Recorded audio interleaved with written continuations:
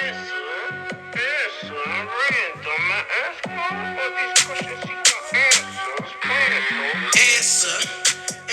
y'all, this your boy Saint Nick, and this is Sanctified Christ Life, and I am so grateful that we're about to go ahead and start this journey together, y'all. This is the first video on the channel, and I could not be more happy about what we're doing here. I mean, it's such an exciting thing that we're going to be doing. I mean, my wife, she had got me the whole nice little setup. You see the light, I'm out here shining and glistening. Man, y'all cannot believe the blessings that have been upon my life. Of course, y'all know this is a Christian based channel, and I'm so excited to go ahead and get started. Y'all already know what the video is about. It's right here at the bottom of the video, and I can't wait to go ahead and get started. So, of course, I'm doing a little story time. About how I came to first have the salvation to find Jesus, and second, also how I end up getting my calling. It's all actually put into one. Most people don't even know that about me, that the same time I found true salvation in Jesus, I also found my calling. And I want y'all to understand a little something about me. Of course, y'all know that I'm a pastor in training, and I am just loving the journey of learning God each and every day. It's such a beautiful experience, and hopefully y'all be able to I'm just basically documenting my experience as we doing this YouTube video today, and it's so freaking awesome. I cannot wait to just get in there, you know what I'm saying? Just get in there and learn the word so that I can be able to put it out there to y'all, and for y'all to be able to put it out there to more people. I'm just going to be a catalyst to start a movement where we can be able to give the word to each other effectively, lovingly, and just honoring God the best way that we can. This is actually a vulnerable kind of video for me. So I mean, it started probably, like, I want to say early high school. Of course, I actually believed in Jesus the whole entire time. However, you know, I wasn't really into the, you know, religious type of feel. Like, I just didn't really just care for it. But experience showed me different. But in order for me to be able to get to the experience, I have to start from the very beginning. It was, I want to say, 8th grade going on 9th grade. I was, matter of fact, it was probably most likely 9th grade going on 10th grade. Yeah, 9th grade going on 10th grade. I was dating someone at the time. This person I was dating, she ended up being my first, of course. We're gonna have another story time on that, and I just can't wait to be able to. This is so new, man. I can't wait to get out there and show y'all what those things are about and what that story was like. But what happened is that I was going through a lot with this particular individual. I wasn't actually in a good place, spiritually or mentally or even physically. I was like, you know, in a kind of depressed state, and you know, I don't really get into that too much of why I was in a depressed state, because like I said, I'm going to do an actual, you know, story time video on that, and then I would just call that part 2, but it's going to be labeled a different kind of video, of course. So what happened was, while I was dating this girl and everything, I had basically been dragged through the mud by this person, and I was just treated very harshly. I would say there was a lot of things that was going in that, you know, attacked my mental health, and I just wish that I would have handled it a lot differently. It was a very embarrassing time for me, of course. However, I did eventually break up with this individual, and actually just said that I called it a quits. You know what I'm saying? I had to call it a quits. You know what I'm saying? I had to tell her, you gotta go. You had to go. I had a dream, and this is my little, short testimony, story time, whatever you want to call it. The dream was like this. I went to sleep, of course, and I had woke up, but I wasn't really awake, of course. I was in this dream. It was I was sitting beside my dad, and my dad was, talking to me, and we were talking to each other just fine. And then all of a sudden, the viewpoint changed, and where it was showing the top of the car, and my dad, he started screaming. He was like, Nick, Nick, Nick. It was just so crazy because I didn't know what was going on. Things was going on. Then all of a sudden I see like a newspaper. It's like one of them old school newspapers that they show in the old cartoons where it's just swirling, and it says, Nicholas is dead. And I was like, whoa, like, what I'm saying? Everything's happening so fast. And then I was getting to this dark voided area in which it was like a very dark voided area. I see a light, and then I see a light, two lights. Matter of fact, it was a blue light and it was a red light. And the blue light it felt like it was calling me, and I decided I wanted to go towards it even more, And when I got to the blue light, I saw a gate.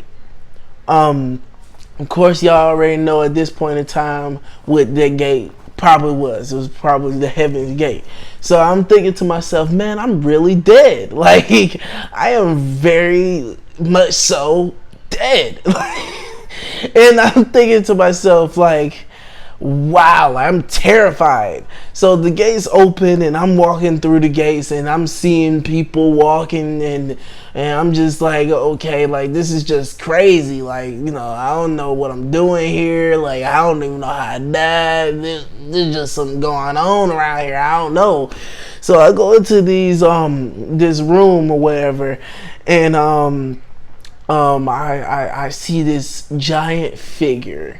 And I remember he had these fierce eyes, and just looking down on me. But I felt as though I was comfortable, and it was just so weird. I can't even tell you how weird it was. And I'm looking at this bigger than life thing, where it's just like he's just so huge, and I start trembling, and I guess somewhere in my mind I started realizing who this guy or this thing was, and I was like, yo, this got to be God. Like, this has got to be him. And I was sitting up here thinking to myself, like, I am so terrified right now.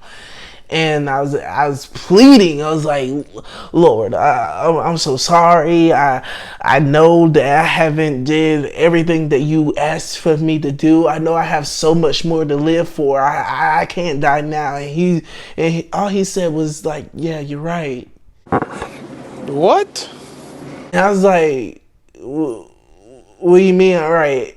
Like, what do you mean I'm right?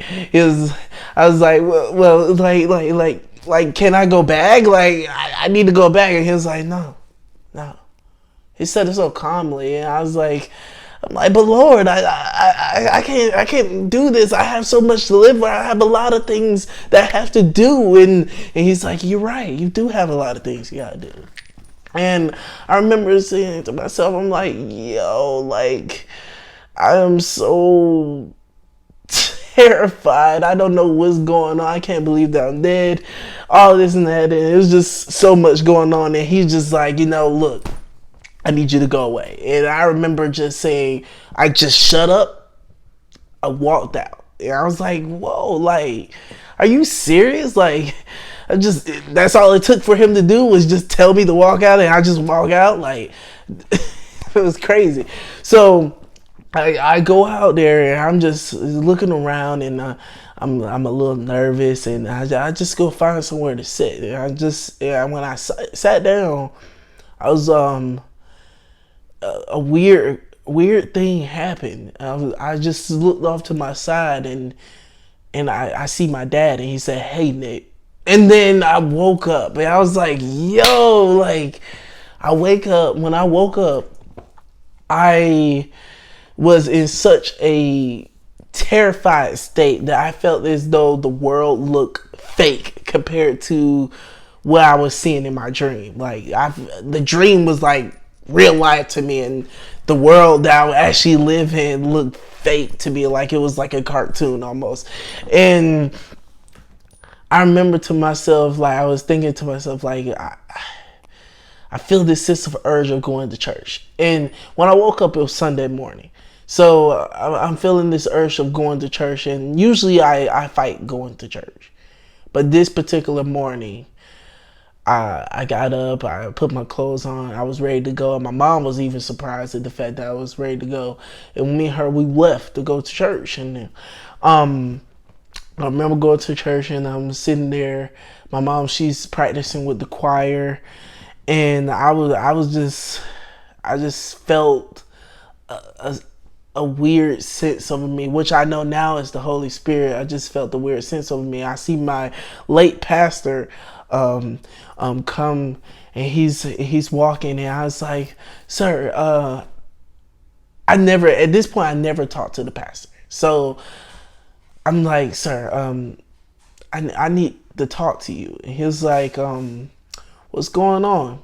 What's troubling you?" And my pastor was a white man, and his concern showed easily in his face. So I knew he was concerned about me. So I took the moment to breathe, and then I told him. And I remembered I was about to go into full-on tears while I was telling him this, because while I was telling him this, I realized how crazy my story sounded. And I know that that's how some of y'all are feeling at this moment. So keep in mind, I feel the exact same way when I'm telling him. I'm like, yo, like crazy sounds crazy. Like my story sounds crazy. Stop it. Get some help. Like, I mean, like, what? Like, why am I having this dream? Like it could just be a dream, but why do I feel this way? And I remember him saying, he was like, well, it seems as though that you have a calling on your life that you really, really need to, explore. And I remember I had asked him, I was like, well, how do I know for sure? Like, I'm frantic at this point. And he's saying, just pray. And I took a moment and I said, I prayed. And I prayed and I prayed, and then we were about to go into the sanctuary. And I remember it kind of vividly. We go into the sanctuary, I start praying, and I'm listening to the music, and I just feel this spirit coming over me. And that day, I had went up and I had got prayed over, and I accepted Jesus as my Lord and Savior. But my prayers were also answered. I realized that I love to talk to people and help people, because that was something that I needed myself.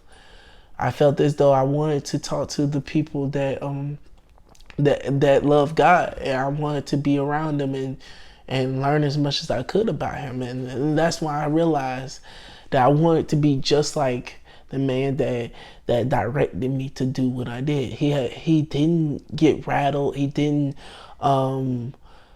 judge me. He just straight up told me to go pray, and he was concerned, and he really wanted me to figure it out.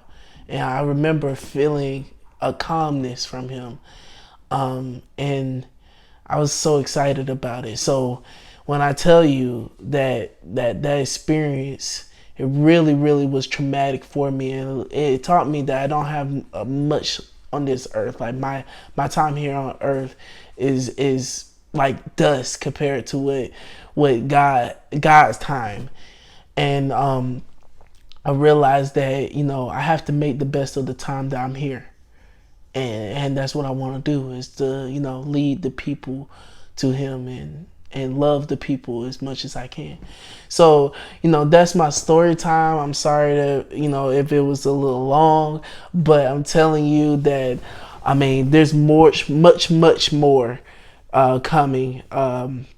Of course, this is going to be mainly like a reaction channel. My first video was actually a story time, testimony, whatever you want to call it. But it's a beautiful thing. I'm really, really hoping that y'all enjoy it. And whatever you got out of this story, I mean, drop it down in the comments. Tell me your testimonies. This is a time where we're able to, just talk about things. I would love to hear the stories of people that, that found Jesus and how they found Jesus. I would love to hear those stories of how people found their callings as well. So, um, this is the first video, and I'm just so thankful that y'all giving me the opportunity to speak to your ears and speak to your hearts. So with that being said, this is your boy Saint Nick, and this is the channel Sanctified Christ Life. Comment down and below, like and subscribe for your boy. This is Saint Nick out. So I'm random, I ask God all these questions, he got answers. Prayers don't answer. I'm praying though.